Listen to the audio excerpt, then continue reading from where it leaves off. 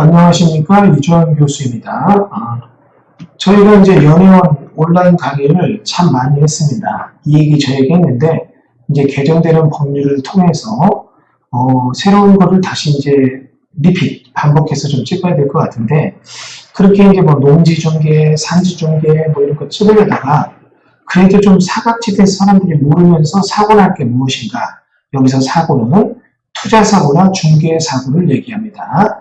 일반적인 법규를 알고 그 법규에 맞추어서 중개하거나 투자를 했는데 다른 데서는 되던 게 여기서는 안 되더라 이거죠.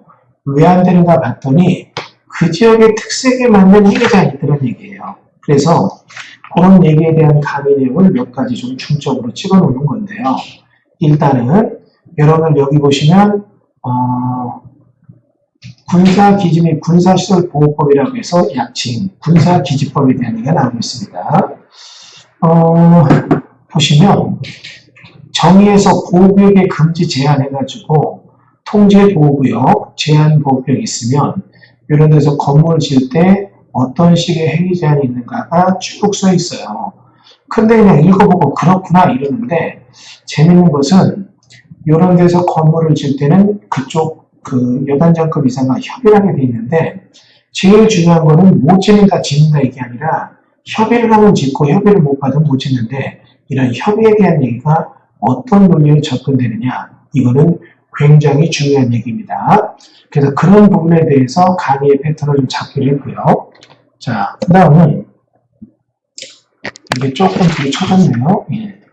자, 그 다음은 여러분들이 이제 또 하나 보실 거는 뭘 보셔야 되냐면 이 보면 통제보호구역, 제한보호구역 이거 말고도 대공방어 협조구역이 있는데 이건 도대체 뭔가 모르는 사람들은 대공방어 협조구역은 무조건 안 되는 거 아는데 서울시 전역은 대공방어 협조구역이에요. 그러면 이럴 때 해계자는 어떻게 되는가 이것도 굉장히 중요한 얘기가 되는 거거든요. 그래서 그런 부분들에 대해서 실질적 맥락에서 어떻게 접근해야 되는가 이 부분에 대한 것도 좀 생각을 해봐야 될 것 같고요. 그래서 이런 군사시설에 관련된 행위제한법 또 비행안전구역이 있으면 비행안전구역에서는 어떻게 해야 되는가 행위제한이 어디가 행위제한을 받은 게 문제가 되는가 안 되는가 이게 재밌습니다.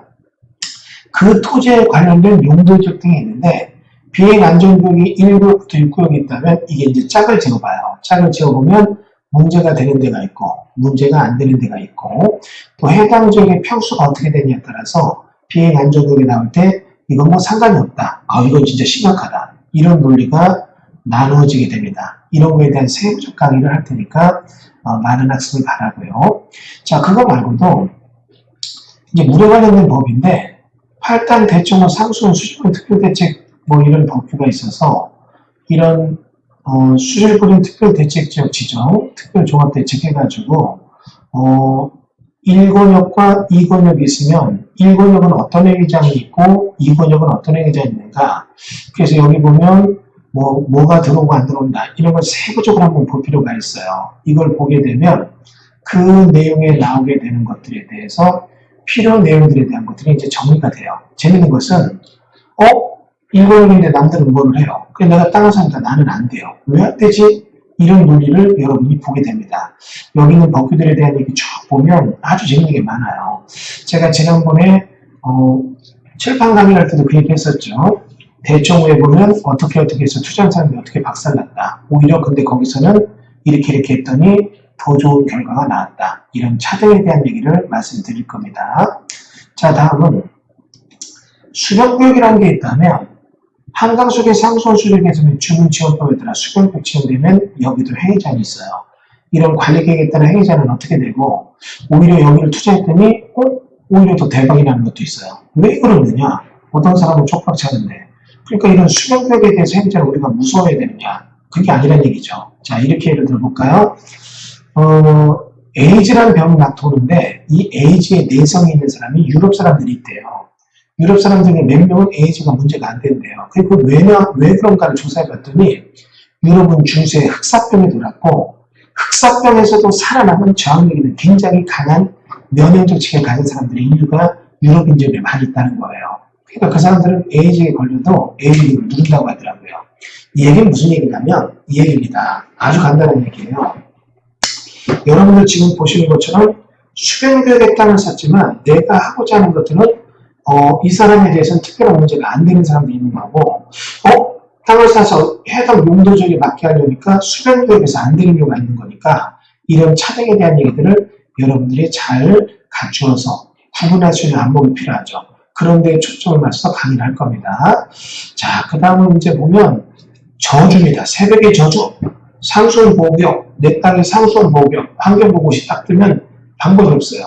그럼 이런 상수원 보호구역에 딱 뜨게 되면 행위자는 굉장히 강한데 이런 상수원 보호구역의 행위자에 딱 맞췄을 때 그나마 조금 개발의 여지가 있는 건 누구고 이건 무조건 다 작살나느냐? 그게 아니라 오히려 조금 더 재밌게 컨셉을 잡아서 보면은 상수원 보호구역에서도 투자 가치가 있는 것들이 있어요. 원주민들이 있고 배산임수의 개념으로 볼 때 정말 공기 좋고 물 좋은 데인데 이런 데서 조금 누가 개발할 수 있는 조건은 누가 되느냐 이런 것들 굉장히 중요한 개념이 되죠. 그리고 상수원 보호구역에서 환경정비구역이 있는데 상수원 보호구역인데 옛날부터 추락이 있다는 얘기죠. 그럼 이런 데다가 환경정비 사업을 하게 되면 개발이 돼요. 이거는 대박입니다. 근데 여기서 또 일종의 총량제 비슷한 게 돼요. 남들이 음식점 짓길래 내가 샀더니 나는 안 되더라. 아주 복잡한 얘기들이 떠들어집니다. 그러니까 이런 데서는 이런 환경 정비 사업에 대한 것들 지어지게 될 때 대인 조건과 선착순 개념에 대한 얘기 이런 걸 보면 남들은 못하는데 나만 한다. 굉장히 투자 가치가 있는 거거든요.